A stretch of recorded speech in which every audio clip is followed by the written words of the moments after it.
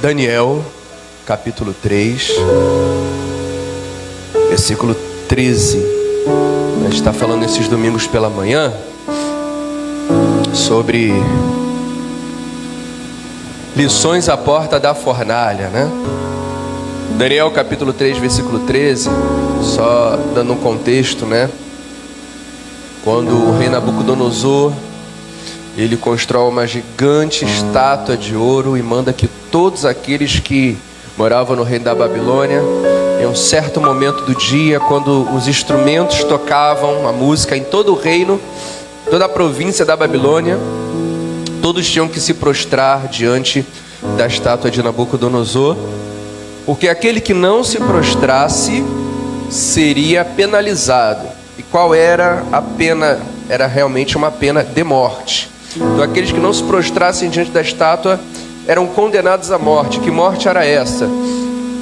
Era uma morte com requinte de crueldade. Nabucodonosor tinha mandado construir uma fornalha imensa, e eles acendiam aquela fornalha, e quem não se prostrasse diante da estátua do rei era lançado na fornalha e queimado vivo. Mas aí acontece que em meio àquela ordem, e já era normal, fazia parte da sociedade da Babilônia, tocava a música, todos se prostravam diante da estátua do rei, era algo inerente à sociedade. O povo da Babilônia já se acostumava, já devia ter até costumes, né?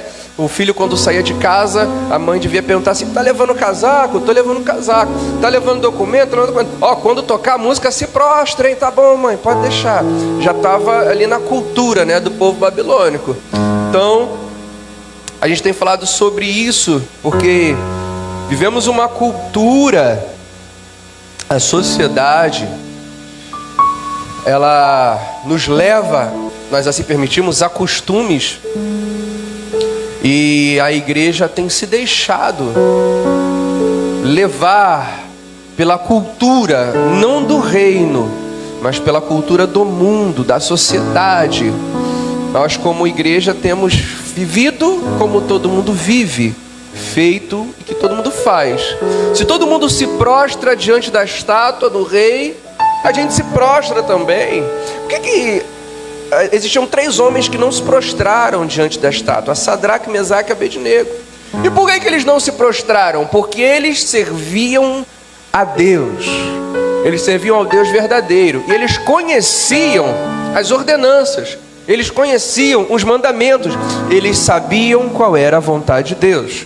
E um dos 10 mandamentos, o primeiro, é: somente ao teu Deus adorará, e somente a Ele prestará tributos. Não farás para ti imagem de escultura, nem diante dela se prostrará, nem imagem de nada que exista acima do céu, nem debaixo da terra. Era claro para eles esse mandamento. Mas nós, como igreja, sabemos também, o grande problema é esse. É muito complicado, porque Sadraque, Mesaque e Abednego sabiam do mandamento, conheciam a vontade de Deus e estavam dispostos a colocar em risco a sua própria integridade física, a sua própria vida, para obedecer aqueles mandamentos. Nós, como igreja, conhecemos a vontade de Deus muito mais, temos muito mais instruções hoje. Sadraque, Mesaque e Abednego fazem parte do livro de Daniel, eles estavam inseridos lá. Hoje o livro de Daniel, nós lemos toda a história, e junto com Daniel tem toda a Bíblia. Nós sabemos a vontade de Deus. Às vezes, como crente, de anos na igreja, já ouvimos tanta pregação, já passamos por tanta escola bíblica dominical, estudos, encontro de grupo pequeno, discipulado, conversa, aconselhamento. Sabemos o que Deus quer para a nossa vida, mas insistimos em desobedecer. Por que desobedecemos? Porque a maioria das vezes queremos fazer o que todo mundo faz. Queremos viver como todo mundo vive. Quando Jesus, ele nos ensinou que fazer a vontade dele é ir na contramão do mundo. E tanto a cultura do mundo tem entrado na igreja, e a gente começou a falar sobre isso na semana passada. A gente falou sobre a frase de Sadraque, Mesaque e Abednego. Vamos ler novamente o texto. Daniel capítulo 3, versículo 13. Então Nabucodonosor, com ira e furor, mandou chamar a Sadraque, Mesaque e Abednego, e trouxeram esses homens perante o rei. E falou Nabucodonosor com ira e furor, e falou Nabucodonosor e lhes disse, versículo 14: é de propósito, ó Sadraque, Mesaque e Abednego, que vós não servis aos meus deuses, nem adorais a estátua de ouro que levantei.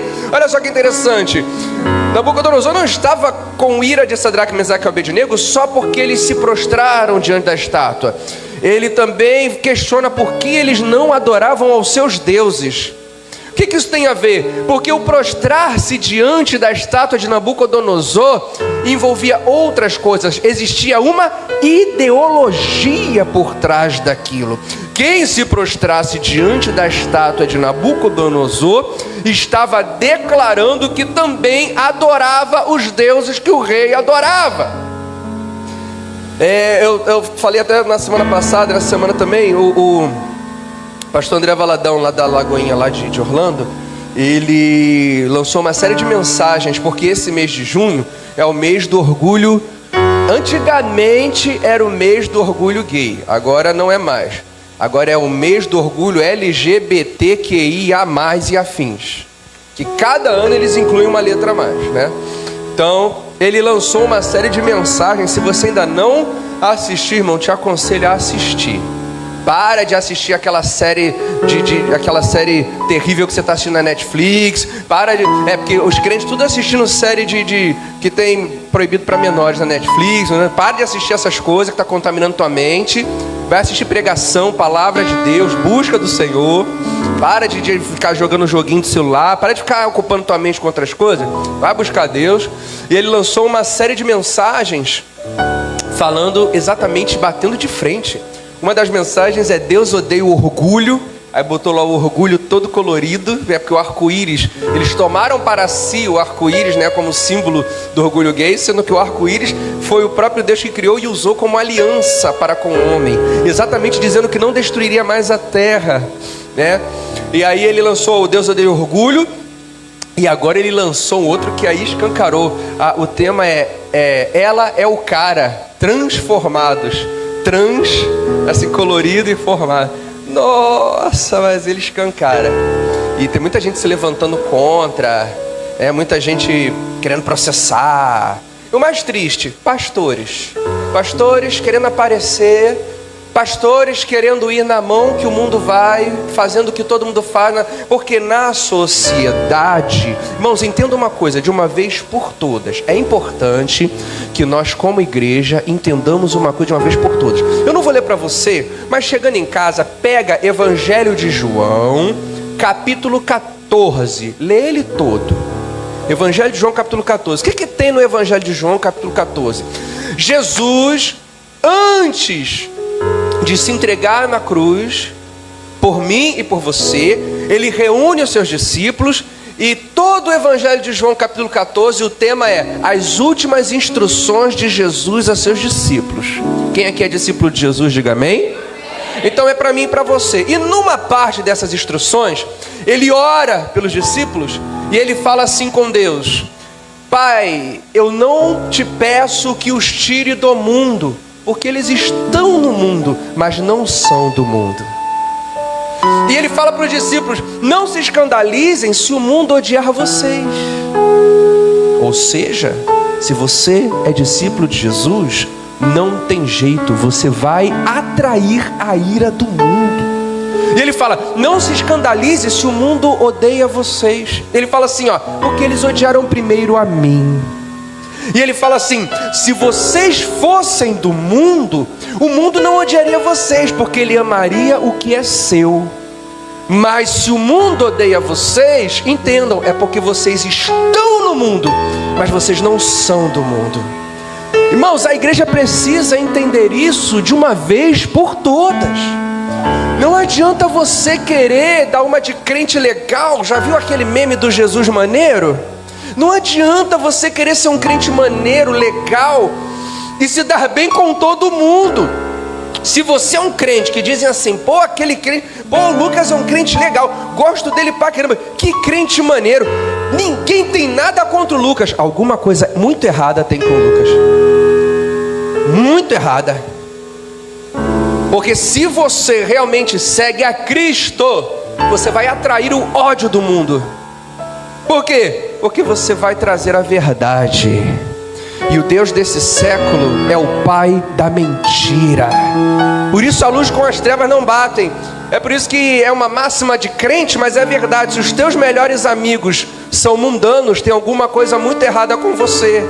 Porque a luz não combina com trevas. E a igreja precisa entender uma coisa de uma vez por todas. Não podemos atrair para nós, você não pode assimilar para si, você não pode absorver a ideologia da sociedade atual. Pastor, mas para eu ser um bom cidadão, eu tenho que andar no rumo da sociedade. Não. Para ser um bom cidadão, você tem que obedecer às leis do seu país. Que na verdade, se você não sabe, a nossa Constituição, assim como as constituições de vários países, são inspirados na lei de Moisés. Se você não sabia disso, estourou sua cabeça agora.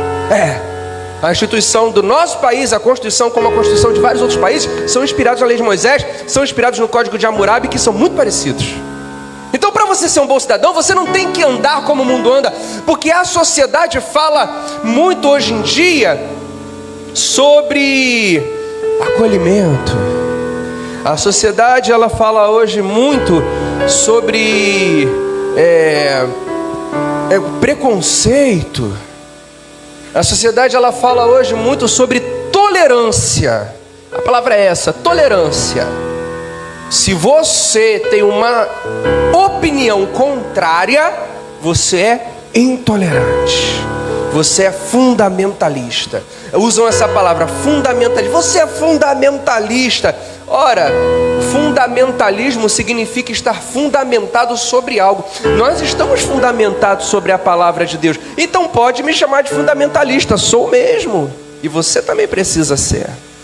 Mas na nossa roda de amigos, no nosso trabalho, muitas vezes no meio que a gente vive, existem outras pessoas que não entendem nem conhecem a palavra de Deus. E a nossa tendência é querer se misturar. A nossa tendência é querer ser bem aceito. E muitas vezes entramos em assuntos, concordamos com coisas que são fora da palavra de Deus. E por que muitas vezes concordamos com essas coisas? Porque se discordarmos, nos trarão dano. Porque se eu discordar, vai me trazer dano, eu vou estar sendo mal visto, eu vou ser deixado de lado, pode me trazer até me prejudicar profissionalmente ou relacionalmente. E é exatamente sobre isso, irmãos, que essa palavra ela está falando. Sadraque, Mesaque e Abednego, eles estavam... Então, só fechando esse parênteses, entenda de uma vez por todas, você é a igreja de Cristo. Você está no mundo, mas você não pertence ao mundo. O apóstolo Paulo diz que nós somos embaixadores. Embaixador é alguém que vem do seu país e ele instala onde ele está os costumes e a cultura da sua pátria. Ele não absorve a cultura da pátria onde ele está. O embaixador, ele é enviado. A palavra apóstolo significa enviado. Sabe de onde saiu a palavra apóstolo? É porque quando Roma estava conquistando todo mundo conhecido, eles enviavam. Quando Roma lutava contra um reino, vencia a guerra, ele enviava um general naquele reino. E o propósito daquele general era instaurar naquele reino a cultura romana. Ele mesclava a cultura daquele reino com a cultura romana, para que aquele povo pudesse entender a cultura dos romanos e aderir a ela. O nome disso é helenismo. O nome daquele general que era enviado no original era apóstolo.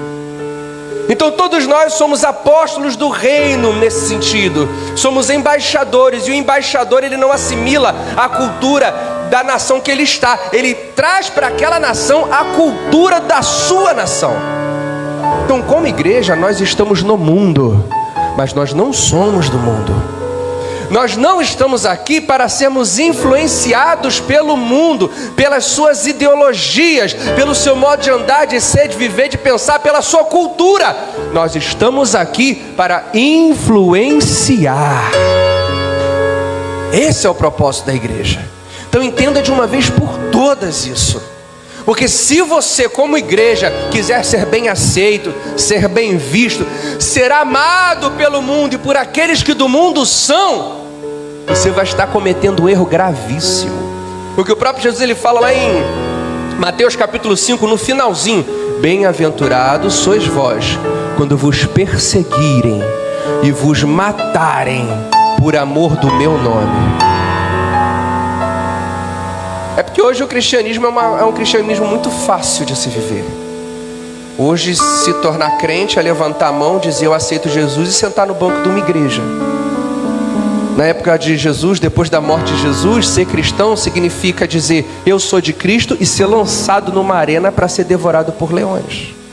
Ser cristão era levantar a mão e dizer eu sou de Cristo e ser cerrado ao meio. Ser cristão era dizer eu sou de Cristo, amarravam uma mão do lado, uma mão do outro, e um cavalo correndo para um lado, outro cavalo correndo para o outro, e as tripas se derramavam no chão. Ser cristão era abrir um buraco na parede, botar lá dentro e fechar o buraco, e a pessoa morrer ali aos poucos. Isso era ser cristão. Hoje ser cristão é participar de uma igreja. Pelo menos é o que se diz. E a gente fica assimilando aquilo que vem lá de fora. E é sobre isso que a gente estava falando domingo passado.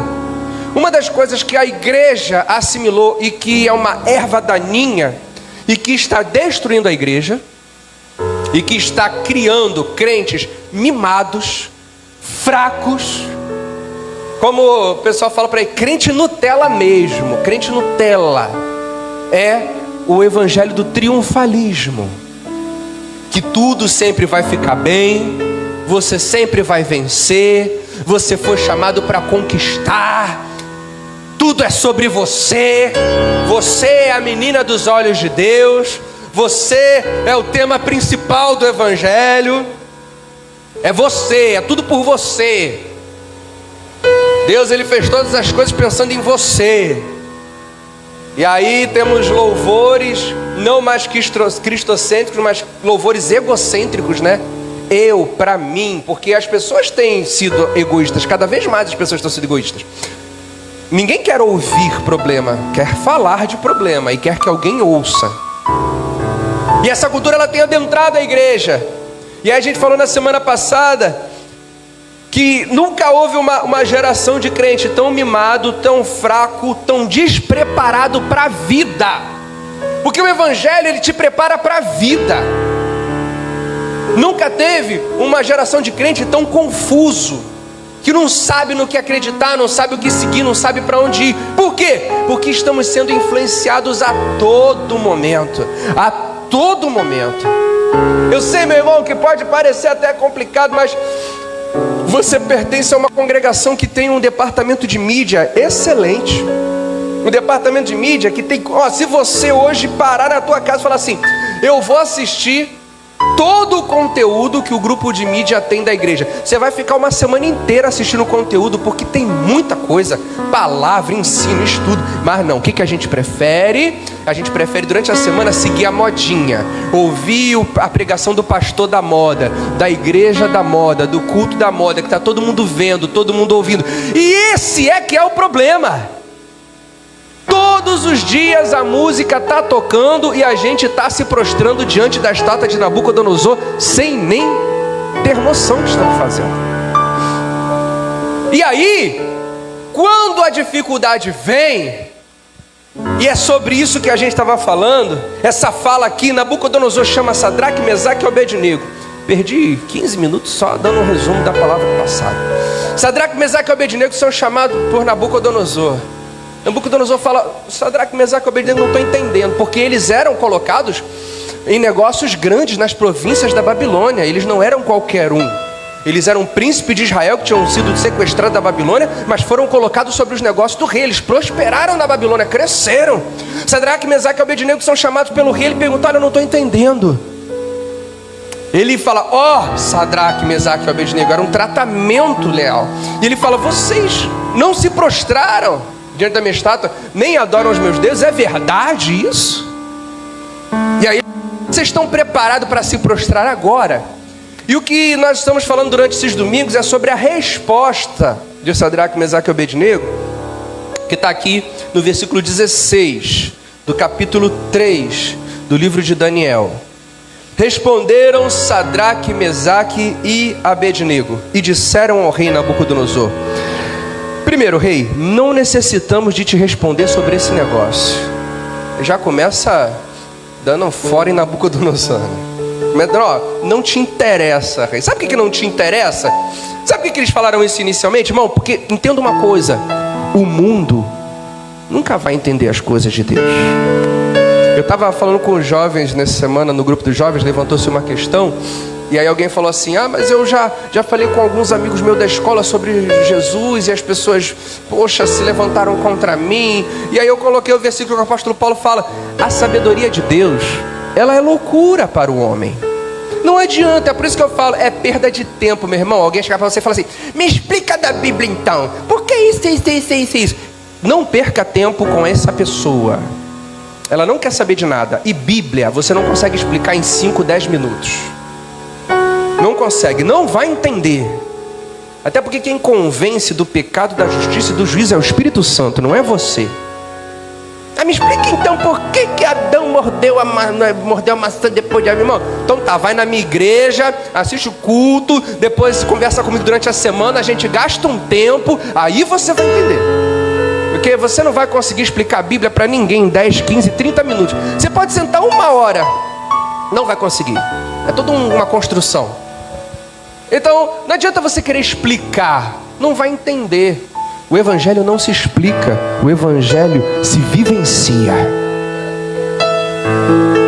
Não se ensina o Evangelho para ninguém, se vive o Evangelho.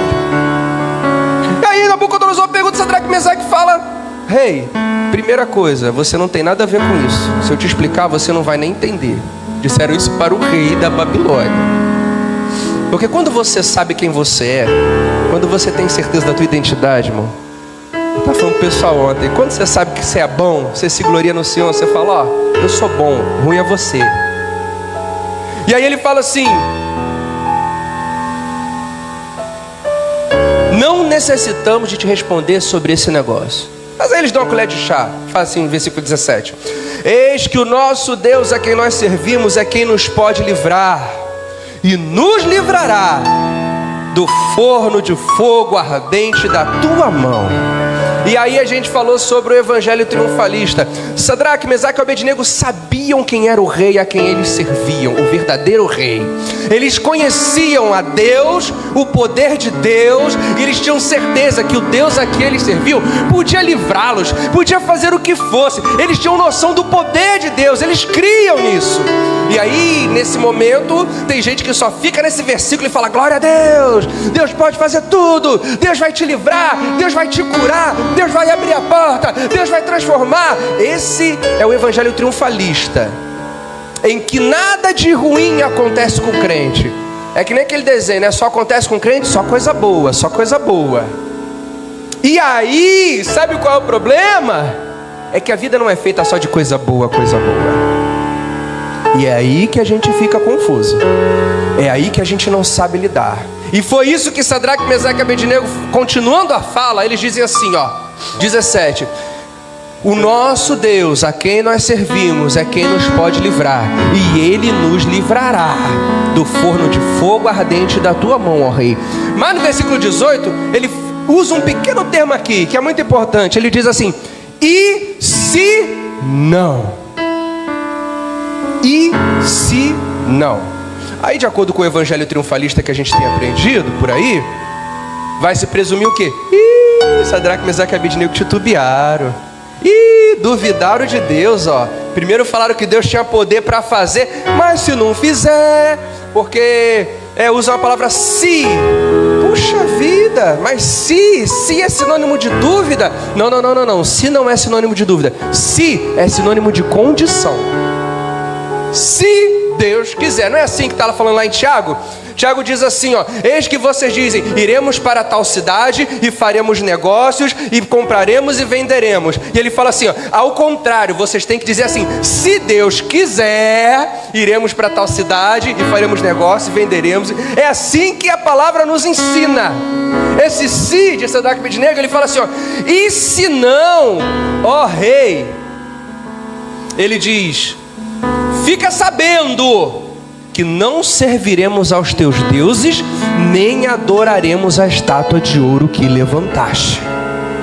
Eles estão dizendo assim: eu sei que o meu Deus tem poder para fazer qualquer coisa, mas entenda uma coisa, ó rei, mesmo que ele não faça, nós sabemos que Deus tem poder para nos livrar desse forno de fogo ardente. Mas entende uma coisa, ó rei, mesmo que ele não nos livre, nós vamos continuar adorando a ele. Nós vamos continuar declarando que ele é o nosso Deus. Esse evangelho é estranho. Essa palavra é esquisita aos nossos ouvidos e aos nossos corações. Por quê? Porque a gente tem aprendido que é sempre vitória, sempre ganho, sempre bênção, sempre porta aberta, sempre cura. Só que tem um si aí. 1 João diz assim, ó, que se nós cremos, primeiro, quando você ora, você tem que crer que Deus está te ouvindo. E se você crê que Deus está te ouvindo, você tem que crer que tudo que você pede, Ele vai fazer de acordo com a sua vontade. Não é a minha vontade que manda em Deus. A oração não move a mão de Deus. Pô, pastor, mas eu ouvi isso a vida toda. Me mostra na Bíblia essa frase. Não tem. A oração não move a mão de Deus. Deus está no trono e Ele só faz o que Ele quer. É de acordo com a vontade dEle. A minha e a sua vontade não tem poder para mudar a vontade de Deus. Você entenda isso. Pastor, mas onde é que está escrito isso? O próprio Jesus nos ensina isso. Estava lá no monte. Pai, se possível for, afasta de mim esse cálice. Vontade de Jesus, Filho de Deus. Porventura, de qualquer forma, não seja a minha vontade, mas seja a tua. Jesus não deixou de expressar: pai, sério, se fosse por mim, a minha humanidade está falando muito alto, está dando desespero, estou angustiado, estou suando sangue. Então, pela minha humanidade, eu preferia que o Senhor passasse de mim esse cálice, mas que não seja a minha vontade, o que impera é a tua vontade. Deus está no trono, Ele é Senhor. E não há o que você faça ou o que você fale. É por isso que Jesus fala assim, ó: não é por muito falar que nós vamos ser ouvidos. Não adianta, não, eu vou orar e Deus vai abrir os céus. Isso é frase triunfalista. Vamos bombardear o céu com oração. Que isso, irmão? Você é a Rambo de Jesus? Vai bombardear o céu com oração? Quer dizer que você vai obrigar a Deus a fazer o que você quer? Você está muito enganado. Sadraque, Mesaque e Abednego fala assim: o meu Deus tem poder para fazer qualquer coisa, mas saiba de uma coisa, ó rei, mesmo se Ele não fizer, nós vamos continuar adorando a Ele. Nós não vamos nos prostrar diante da tua estátua. Mas sabe o que acontece, amados? Aí a gente falou na semana passada sobre milagre, que a gente aprendeu as coisas de uma forma tão errada, e por isso a gente vive frustrado, a gente vive angustiado, a gente vive confuso. Aí tem uma geração de crente fraco, mimizento, que por qualquer coisa quer largar Jesus, mimado. Vou largar Jesus porque Ele não fez o que eu quis. Porque a gente acha que Deus tem que fazer o que a gente quer. E aí, falamos sobre milagre, que a gente tem um entendimento muito errado sobre milagre. Um dos pontos que a gente falou é: milagre só acontece quando o homem não consegue fazer mais nada. A gente leu lá, se você anotou, se não anotou, depois você pega comigo. Lucas capítulo 18, versículo 27. Aos homens o que é impossível aos homens é possível a Deus. E aí a gente falou, o que você tem que fazer, Deus não vai fazer por você, não adianta. Não adianta. O que você tem que fazer, você tem que fazer. E o que Deus tem que fazer? Pode ter certeza que Ele vai fazer. Aí entra a fé. O departamento de Deus é o impossível. Você não precisa se preocupar com isso. Quando você entende isso, a tua fé estoura. Você não precisa se preocupar com o impossível. Se preocupe com o possível. O problema é que às vezes a gente quer dar para Deus para fazer a nossa parte. Aí Ele não vai fazer.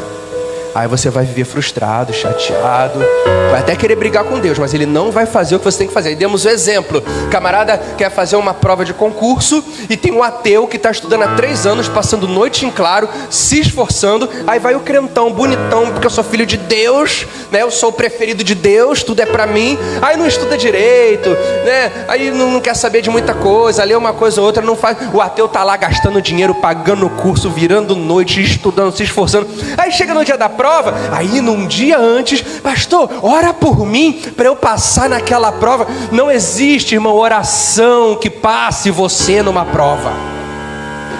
Isso não existe. Aí lemos lá em Tiago, diz que Deus, Ele é justiça. A Bíblia fala que Deus, Ele é justo, Ele é a própria justiça, Ele ama a justiça. Deuteronômio 32:4, olha que lindo. Deus é fiel e não comete erros, justo e reto Ele é. O início fala assim, Ele é a rocha e as suas obras são perfeitas e todos os seus caminhos são justos. Não há sombra de variação em Deus. Então às vezes a gente tenta Deus. Que aí a gente falou sobre Jesus lá no deserto, quando o Satanás ele fala, pula desse monte, porque está escrito, aos teus anjos dará ordem a teu respeito. Aí Jesus fala o quê? Pega lá Deuteronômio também, não tentarás ao Senhor teu Deus. Por quê? Porque quando você pede para Deus cometer algo injusto, você está tentando a Deus. Por quê? Porque Ele é justiça e todos os seus caminhos estão retos. E Deus, Ele te ama, mas Ele não vai abrir mão da sua integridade de glória e de justiça por causa do seu querer, por causa da sua vontade. Ele não vai fazer isso, mas você está tentando a Deus. Aí você chega e pede, Senhor, me passa naquela prova. Chega lá na prova, o ateu vai, gabarita a prova. E o crentão, não, porque eu sou filho de Deus, a gente acha porque, né, João 14:2, porque todos aqueles que o aceitaram foram feitos filhos de Deus. A gente acha que essa nomenclatura, que essa paternidade, é que nem se você for filho de um PM, né? Aí você tá sem carteira, passando na blitz, aí o cara te para, aí você dá carteira, não, eu sou filho do PM tal, deixa eu passar aí, tá bom, passa lá. A gente acha que Deus é corrupto. A gente acha que Deus vai dar um jeitinho pra gente passar na prova sem ter estudado. Porque Ele é ateu, Ele vai pro inferno. Ele pode até ir pro inferno, mas vai pro inferno com diploma. Porque Deus é justo. Ele não vai manipular a realidade ao teu favor de forma injusta para prejudicar alguém que se esforçou e você não. A gente falou sobre milagre. Deus, Ele faz o que é a parte dele fazer. A tua parte é estudar. Qual é a parte de Deus? É te dar ânimo, é te dar vigor. Ai, pai, estou tão cansado, não sei se eu vou conseguir estudar essa noite. Pai, me dá ânimo, me dá vigor. O homem consegue injetar ânimo ou vigor em alguém? Não, mas Deus consegue. O impossível é trabalho dele. Amém? O papel de Deus é te dar força, é colocar pessoas no teu caminho. Poxa, de repente aquele examinador ali, ele é muito rígido, aquele é mais tranquilo. Deus, Ele pode fazer isso, Ele vai colocar alguém bom no teu caminho, alguém tranquilo. Mas o fazer é teu. Deus, Ele não vai fazer o que é para você fazer. O possível é o homem, o impossível é Deus. Amém? Então a primeira parte do milagre que a gente falou semana passada foi isso. Agora a gente quer que Deus faça a nossa parte. Como filhos, criança mimada. Aí fala a mesma coisa, tentar a Deus. Você sabe que você vai passar por um lugar que de noite é perigoso, tem tiroteio. Aí acaba o culto. Aí o que o crente fala? Ah não, mas Deus é comigo, Deus me guarda. Te guarda não, aí você passa por lá, toma um tirambaço ou é assaltado, aí vai ficar chateado com Deus. Mas foi você que escolheu passar por lá. Se você tem escolha e você escolhe o errado, Deus, irmão, fala com o teu irmão que está ao teu lado. Isso aí você tem que falar com ele. Vira para o irmão, fala assim, ó. Deus não tem compromisso com a sua irresponsabilidade. Entenda uma coisa, Deus, Ele é teu amigo, mas Ele não é teu cúmplice de crime. Ele não tem compromisso. Oh.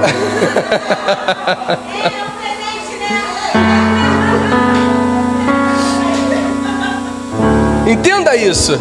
Ah não, eu vou chegar no final do ano, vou comprar tudo que eu quero, móvel, tudo que eu quero, depois eu passo no cartão, Deus lhe pague.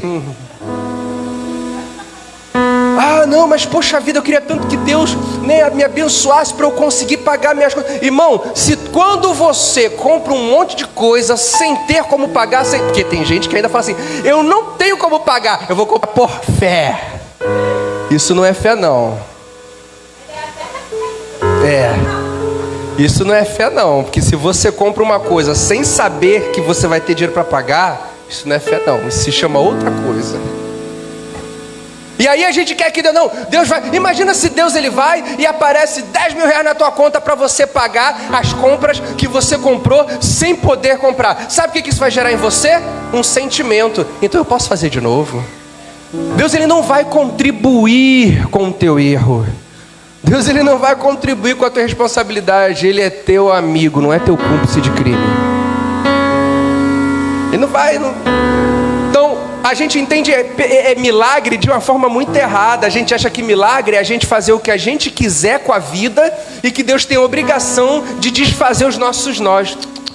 Deus ele faz o impossível. O possível é você que faz. E se o problema que você está vivendo hoje foi porque você mesmo plantou, não espere de Deus. Se há algo impossível, Ele faz. Se você tem a opção de escolha, escolha o certo. Agora, quando não há opção, aí é diferente. Amém? Aí Ele faz o milagre. Como não havia opção, quando Jesus estava lá no monte, chegou o final da tarde, todo mundo faminto, Jesus vira para o discípulo e fala: dá comida para essa galera. Aí Filipe fala: Senhor, nem se a gente vendesse tudo que a gente tem, não daria para alimentar todo mundo. Jesus estava mostrando para ele assim, ó: tenta aí fazer o que é possível. O homem, Filipe chegou e falou: é impossível. Ah, o teu departamento acabou, então daqui para frente sou eu que ajo, o impossível eu que faço. Traz aí os 5 pães e 2 peixinhos, multiplicou. Não tinha o que fazer ali. Aquelas pessoas estavam ali, tinham fome, não tinha de onde tirar comida. Era impossível que todos se alimentassem. Pois bem, departamento de Deus, fazer o impossível. Amém? Então falamos sobre isso, sobre o milagre, né? A parte do homem fazer e a parte de Deus fazer. Falamos muito mais coisas, não sei se gravou, se não gravou você perdeu. Falamos também sobre outro ponto: todo milagre tem um propósito. Deus não faz milagre sem propósito. Ah não, Deus vai fazer tudo o que eu pedi. Não. O menino estava lá cego, perguntaram: mas Senhor, quem foi que pecou? Ele ou os pais?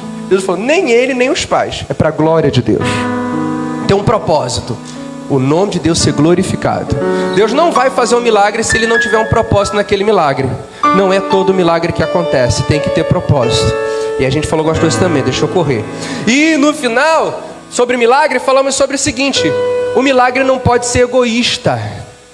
O milagre ele não acontece só para você, só para te abençoar. Se você tem pedido a Deus algo que é bênção só para você e você não tem recebido, entenda que é exatamente por causa disso que você não tem recebido, que vai ser bênção só para você. O milagre ele sempre tem que transbordar para todos à volta. O milagre não é egoísta. Amém? E aí, vamos voltar lá para o versículo 18 de Daniel 3. E se não, fica sabendo, ó rei. Mais uma verdade à porta da fornalha nesses minutinhos. A verdade é que aqueles 3 homens, Sadraque, Mesaque e Abednego, quando eles falam, e se não, ó rei, eles sabiam que, e são lições, são verdades que a gente precisa entender para a nossa vida. Aí vai deixar de ser crente Nutella, aí vai deixar de ficar confuso, aí vai deixar de ficar esperneando, querendo culpar a Deus. Uma verdade que eles sabiam, quando eles disseram, e se não, ó rei, uma das verdades que eles sabiam é: nem sempre a porta se abre. Entenda isso. Nem sempre a despensa se enche. Quando ele fala, e se não, ó rei, é porque eles sabiam que nem sempre a doença é curada. Nem sempre o quebrado conserta. Nem sempre Deus livra. E se não? O problema é que a gente não consegue entender isso, porque já está injetado em nós um negócio esquisito fora do Evangelho. A verdade é a seguinte: como crentes em Cristo Jesus, como discípulos que dizemos que somos, não aprendemos de verdade o que Jesus ensinou. A gente vive ou da nossa própria cabeça, porque é isso que eu acredito e acabou, ou que alguém falou e era cômodo para a gente tinha assumido isso para a gente, mas a verdade é que nós não aprendemos a perder. Nós não fomos ensinados a perder. Como crentes em Cristo Jesus, nós não sabemos perder. Que isso, pastor? Então a gente tem que aprender a perder? Não, nós não sabemos no sentido de não sabemos nos comportar quando o dia mal vem, e ele vem. Jesus, ele falou, basta cada dia o seu mal. Eclesiastes fala assim, ó, há tempo de sorrir, mas também há tempo de chorar. O escritor também fala assim, ó, o choro, ele pode durar uma noite, mas a alegria vem ao amanhecer. Significa que o choro, ele vem. Ele não pode se prolongar além. É só uma noite, mas ele vem. Existe tempo de chorar e tempo de sorrir. Só que a gente não... Irmãos, eu me lembro, é uma palavra que eu trouxe há anos atrás. Joga no YouTube, tempo de chorar. Essa pregação, eu gravei o áudio, botei no YouTube, e para minha surpresa, ela tem mais de não sei quantas mil visualizações.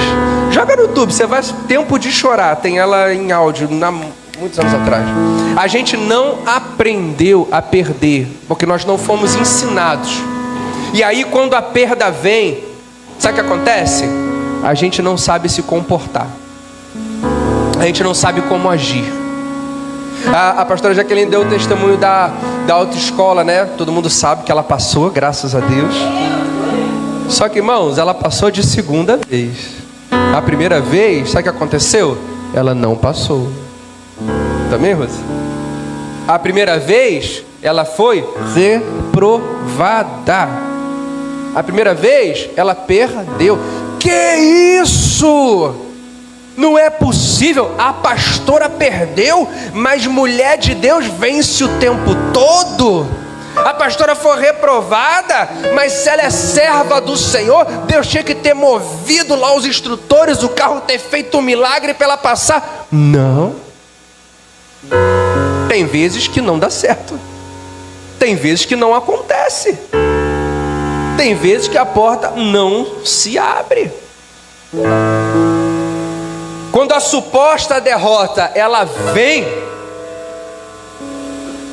e a gente não sabe se comportar na derrota. Entenda uma coisa, meu irmão, eu acho que na vida do crente, você vai perder muito mais do que ganhar. Jesus ensinou isso. Aquele que não quiser perder a sua vida por amor de mim, não é digno de mim. Aquele que não abrir mão de coisas dessa terra, não vai alcançar as celestiais. O evangelho é perder para ganhar. O evangelho é muito mais sobre perder do que ganhar. Pastor, mas isso é totalmente contrário ao que eu entendo sobre o evangelho. Não é contrário ao que você entende, mas não é contrário ao evangelho.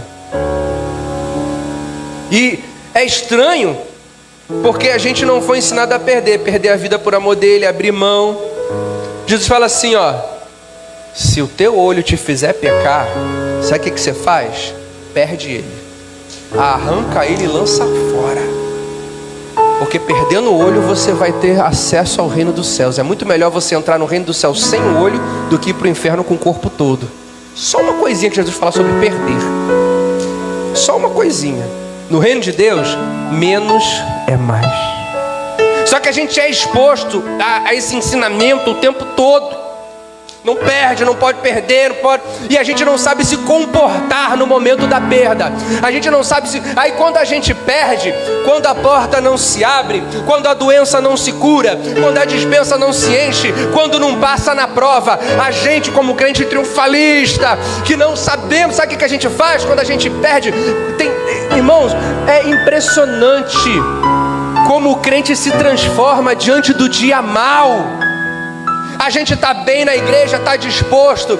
Se faz a obra, está fazendo a obra, está indo tudo bem. A gente aprendeu a andar com Jesus só quando vai tudo bem. A gente se acostumou a fazer a obra só quando está tudo bem. Eu canso de ouvir gente fazer assim: hoje eu não vou fazer a obra, hoje eu não vou estar nisso. Por quê? Porque eu estou passando por lutas, porque eu não estou bem. E quem foi que disse isso? Que você só vai fazer a obra de Deus quando você estiver bem. Que você só vai viver para Deus quando você estiver bem. Entenda uma coisa, Jesus falou assim, ó, no mundo tereis aflições. coisa que ele nos falou foi o seguinte: mas tenha bom ânimo. Mas você vai ter aflições. Você vai ter muito mais lutas e dificuldades do que tempos de... É por isso que a gente tem que valorizar muito o tempo de paz. É por isso que quando a tua vida estiver boa, estiver tranquila, você tem que valorizar muito, porque tenha certeza que é só por um momento. Logo, logo uma luta vai vir. Logo, logo uma dificuldade. Sabe por quê? Porque o inferno não se cansa. Porque Satanás vai se levantar o tempo todo. Entenda uma coisa: a vida do crente não é vida sem luta. Vida do crente é uma vida de paz, mesmo em meio à guerra. Isso é a nossa vida. Só que a gente não aprendeu a perder. E aí quando vem o dia mal, quando as coisas não dão certo, a gente desanima. Ai, não deu certo. Aquela prova que eu ia passar, não passei. Ai, meu trabalho está muito ruim. Ai, aquilo que eu tentei fazer, ai, vou desanimar. Aí o crente fica todo borocochô. Aí fica todo desanimado. Aí chega, tudo bem, irmão? Ai, tá mais ou menos. Porque alguma coisa na minha vida não tá boa. Irmão, quem foi que te disse isso? A gente não sabe perder. A nossa tendência é: tô bem, tô feliz, tô caminhando. Alguma coisa deu errado? Ai. Quando o apóstolo Paulo fala assim, ó, eu me alegro nas angústias, eu tenho prazer nas lutas, nas provações. Tiago fala o seguinte, que as lutas, as dificuldades, elas geram em nós esperança e perseverança. Mas a gente só caminha se tiver bem. Se alguma coisa não tiver bem, a gente esmurece. A gente não sabe se comportar no dia mal. Aí a pastora Jaqueline não passou na prova. Aí, se ela fosse um crente com essa geração de agora, não passei na prova, o que vai fazer? Ai, não vou pregar mais não, Deus não é comigo. Não passei na prova. Todas as minhas expectativas estavam naquela prova. Humberto, me tira da escala de louvor, porque eu não estou com cabeça para louvar, porque eu não passei na prova. Ai, pastor, não bota mais. Ana Paula, assume as mulheres, porque eu estou entrando em depressão, meu mundo está caindo, porque eu não passei na prova do Detran. Eu não quero mais meu ministério, minha vida. Aí fica tempos em casa, liga ao pastor: como é que você está, pastora? Ai, não estou bem não, que eu não passei na prova, estou fraca na fé, está difícil. Aí chega na igreja, senta no banco, aí fica assim... Porque quer que alguém venha, né? O que aconteceu, pastora? Ou então na hora do louvor, chega no momento do louvor, da adoração, levanta a sua mão, irmão. Adora com o irmão do seu lado. Porque não passei na prova, minha vida acabou, o dia mal veio e eu não sei viver o dia mal. Por que Deus, eu não entendo, por que Deus não me passou na prova? Mas não, sabe o que ela fez? Falou muito, ficou triste, ficou muito triste, ficou nervosa. Porque é emoção, é sentimento, não tem como você controlar isso. Vem, ficou nervosa, ficou triste, falou, e a gente ouviu, e a gente caminhou. Ela falou: mas eu não vou desistir, dessa vez não foi, dessa vez não aconteceu, mas eu vou tentar de novo. Vou reunir forças, vou me levantar e vou tentar de novo. Eu não vou parar de fazer o que eu tenho que fazer. Eu não vou deixar de ser quem eu sou. Eu não vou deixar de caminhar com o meu caminho, porque alguma coisa não está bem na minha vida. Tem que saber perder. A gente não sabe perder. A gente não sabe viver o dia mal. A gente sorri no dia bom e não sorri no dia mal. Eu tenho que ser hipócrita. Não, você tem que ter fé. E fé é a certeza daquilo que eu ainda não vi. Como é que você está rindo e brincando se está tudo ruim na tua vida? Porque eu estou profetizando que vai ficar tudo bom. Eu creio. E aí, meu irmão, ela vem querendo, nós vamos pagar de novo e eu vou fazer de novo a prova. Eu sei que Deus tem poder para isso, eu vou fazer o meu melhor. Aí foi, marcou aula, aí foi lá para Queimado, pastor Jailson ajudou pra caramba, foi uma benção, ficou rodando lá em Queimado, casa do pastor Jailson, no dia anterior chegou. Aí ela falou: mas se eu não passar, eu não vou tentar mais agora não, vou deixar para... Ela sabia que Deus tinha o poder para fazê-lo. Isso não é falta de fé. Porque ela fez a parte dela. Ela poderia ter pago e ficado em casa sentado e orando. Vou fazer um propósito. Não, ela foi lá para Queimado, ficou rodando que nem uma doida com o pastor Jailson o dia todo. No outro dia foi lá cedo, fez aulas antes também, um dia antes. Fez a parte dela. Chegou lá na hora, vamos fazer. Passou, glória a Deus. Mas a gente tem que saber perder. A vida não é sempre ganhar. A vida não é sempre vencer. A vida não é sempre conquistar. A gente ofende a Deus quando no meio de um dia mau, em alguma coisa que não deu certo, a gente larga tudo, quer abandonar tudo, quer desesperar da vida. Você está dizendo para Deus assim, ó: tudo que você fez na minha vida até hoje não vale de nada. Só por causa disso aqui que não deu certo, eu não te quero mais. Quando Sadraque, Mesaque e Abednego falaram: rei, nós sabemos que Deus tem poder para nos livrar, mas se Ele não nos livrar, nós vamos continuar adorando a Ele. Nós não vamos nos prostrar. Irmão, tem que parar de ser Nutella, tem que parar de ser bebê. É muito ridículo alguém que tem condições de ser adulto e se porta como bebê. É ridículo. Não é feio, nem anormal não, é ridículo. Um homem, uma mulher de 40 anos, 50 anos de fralda, falando: mamãe, isso é ridículo. Mas a gente age como bebê espiritual quando as coisas não vão bem. Tudo sempre tem que dar certo, tudo sempre tem que estar bom. Se alguma coisa não sai do jeito como a gente queria, pronto, acabou a vida. Sadraque, Mesaque e Abednego falaram: eu sei que Deus tem poder, mas se não, isso é fé de verdade. Porque existem motivos pelo qual as coisas não acontecem. Existem motivos pelos quais a porta não se abre. Eu quero só para terminar ler com vocês aqui Hebreus capítulo 11, versículo 13. Abre aí. De repente a gente vai terminar essa palavra domingo que vem na ceia. Hebreus capítulo 11, versículo 13. Hebreus 11 fala sobre fé. Aí nós vamos ler 13, a galeria da fé, falando sobre fé. Porque a gente recebeu um ensinamento de uma fé baseada em resultado. Eu tenho fé se acontece. Eu tenho fé se aquilo que eu pedi vem. Eu tenho fé se aquilo que eu creio se materializa. Mas olha o que Hebreus 11 fala aqui, ó. Hebreus capítulo 11, versículo 13. Só para você entender o contexto, Hebreus capítulo 11 fala sobre a galeria da fé. Fala sobre Abraão, fala sobre Moisés, fala sobre Davi.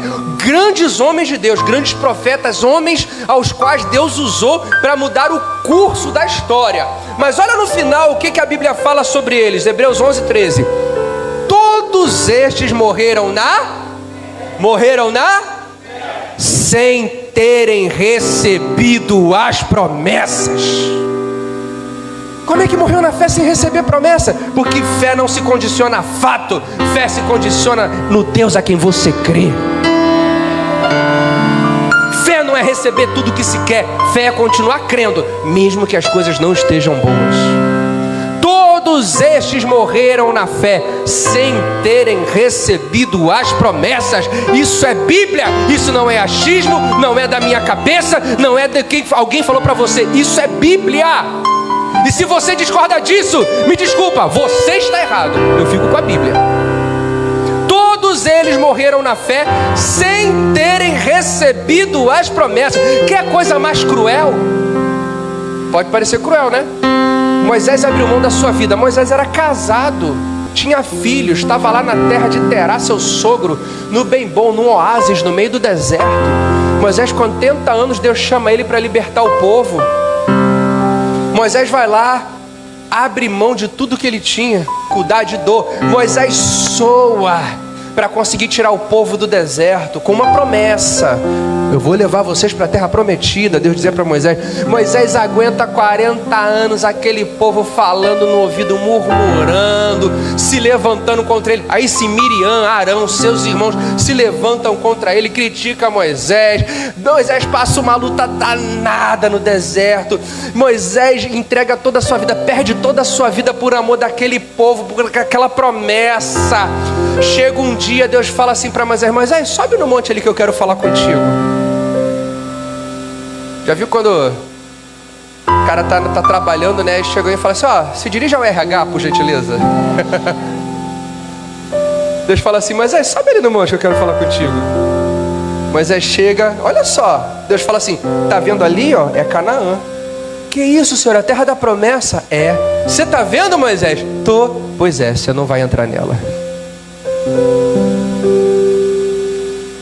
Moisés, eu tô te deixando pelo menos ver. Mas você só vai ver, você não vai entrar. E aí, o que você ia fazer?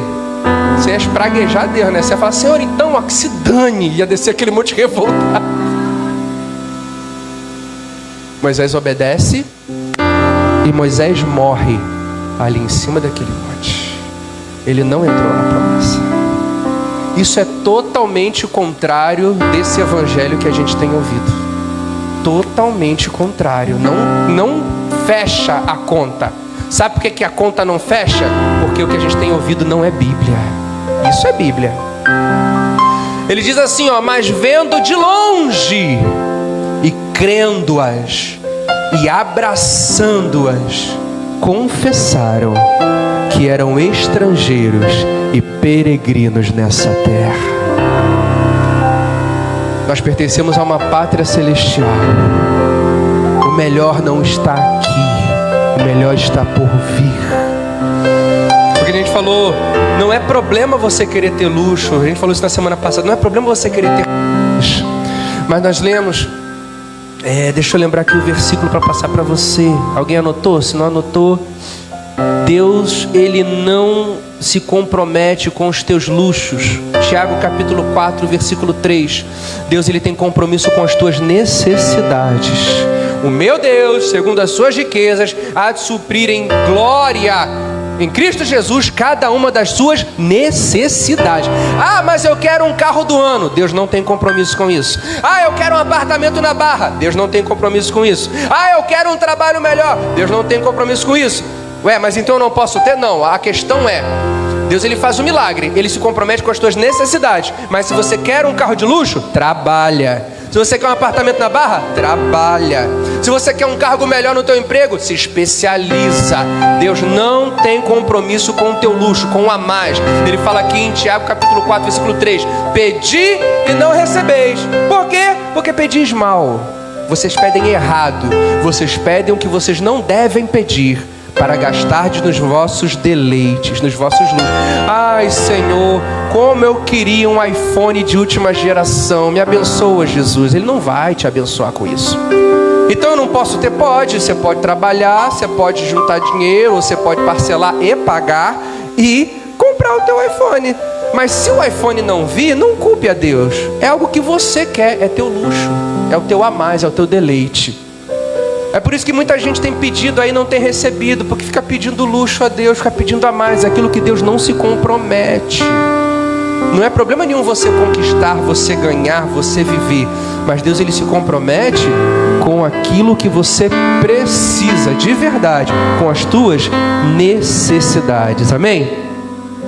E aqui, Hebreus 13, a galeria da fé, ele fala sobre Noé, Abraão, Jacó, outros homens de Deus. Eles morreram sem ver a promessa. Aí tem aquela promessa, né? Quem tem promessa de Deus não morre jamais. Morre sim. Eu não morrerei enquanto a promessa não se cumprir. Quem tem promessa de Deus não morre não, não desiste não. E tem a fé de Abraão. Não leu Hebreus 11. Não leu. Tadinho. Não deu, né? Não leu. Quem tem promessa de Deus morre sem ver a promessa. Só que a gente não é acostumado com isso. Não estou dizendo que você tem que viver uma vida de derrotado, se arrastando, não. Mas tem que saber se comportar. O problema não é o problema. O problema é como você se comporta diante do problema. Você escolhe como você vai se comportar no dia mau. E ele vai vir. Você tem que saber viver. Como é que você vai fazer no dia mal? Você vai se largar? Você vai xingar Deus? Você vai largar teu ministério? você vai ficar borocochô, se arrastando. Você vai... Ou no dia mau você vai ter fé. Você vai se manter firme. Você vai colocar um sorriso no rosto. Você vai dizer assim como Jó: porque eu sei que o meu Redentor vive, e ao seu tempo ele vai se levantar ao meu favor. Dessa vez não deu certo, da próxima vai dar. E se da próxima não der, eu vou saber qual é a vontade do meu Deus. Mas o que eu não vou fazer, e se não, ó rei, o que eu não vou fazer é desistir da minha fé. O que eu não vou fazer é parar de crer no meu Deus. O que eu não vou fazer é virar as costas para tudo que ele já fez, só porque uma coisa não deu certo. Essa é uma fé que os três tinham em Deus. Porque tem motivo para a coisa não dar certo. Assim como um milagre tem um propósito, aquilo que não dá certo também não dá certo. O problema não vem, a dificuldade não vem à toa, em vão. Tem motivo para a porta não se abrir. E não tem um motivo só não, tem um monte. Aí é interessante a gente identificar por que essa porta não se abriu. Por que não aconteceu? Ajuda demais para a gente saber para onde ir. Só que por que a porta não se abre? Por que muitas vezes o dia mau ele vem? Tem muito motivo. E é importante a gente entender também essa verdade. Mas essa lição é a porta da fornalha. Mas